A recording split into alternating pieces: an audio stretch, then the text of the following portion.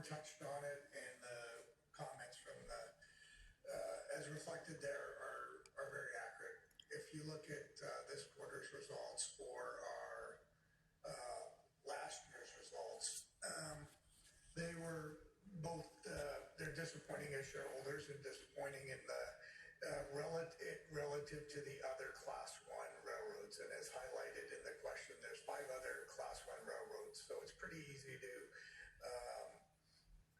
understand how you're performing versus the others. And there's a lot of other variables, but there's some very simple things to look at. When we look at where we've been on associated with Burlington, I would just back up a little bit, because if you go back to 2021, the Burlington team and management team and the group, we're making excellent progress on a lot of fronts when it comes to our operating and both being efficient and effective in how we're operating the railroad.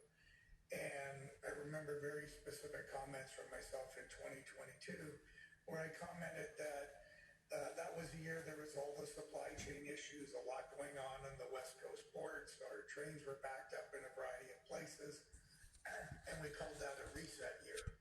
And I think we did need a reset year on the operational side.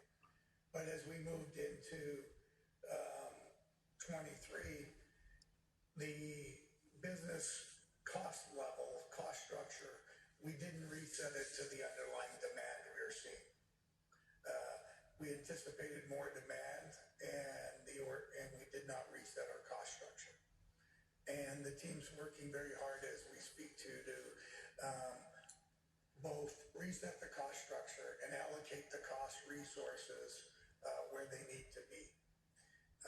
And when you go through something like that, what we've recognized as an organization, yes, the demand of the rail will drive a certain amount of the cost, but the reality is that the rail industry, if you go back many, many years, it's flat. There's not a lot of growth in the industry. There's opportunities to become more efficient, effective, and our margins can go up. But the reality is the demand's going to be flat, but it does move within different sectors of the rail. It can be in the consumer products, it can be in industrial, it can be in ag, but overall it's generally going to be relatively flat. So we need to get our cost structure right, and we need to get it right both for the coming year, but for the long term.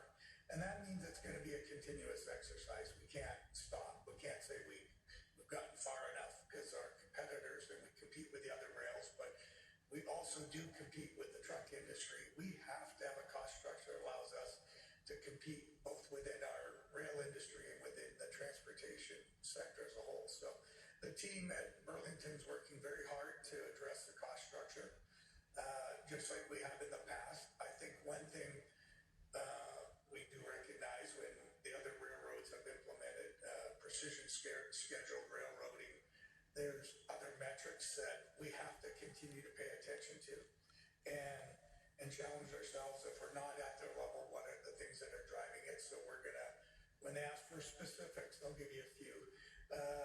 We have to look at our rail yards and understand how we're managing that. We have to look at our locomotive fleet, both the size and how we're utilizing that, and challenge ourselves. And we have to then go back to how we're using our employee resources and allocating them across the business. So there's a lot to be done there. Our team's 100% committed to driving to the right cost structure that's consistent with the underlying demand in the business. And then we can't stop there is the answer. So a lot to be done, but we have a team that's absolutely engaged and committed to it, and we're gonna make good progress in this current year. And for sure, we want everybody to have the idea that there's a lot to be done with every business. You know, it is.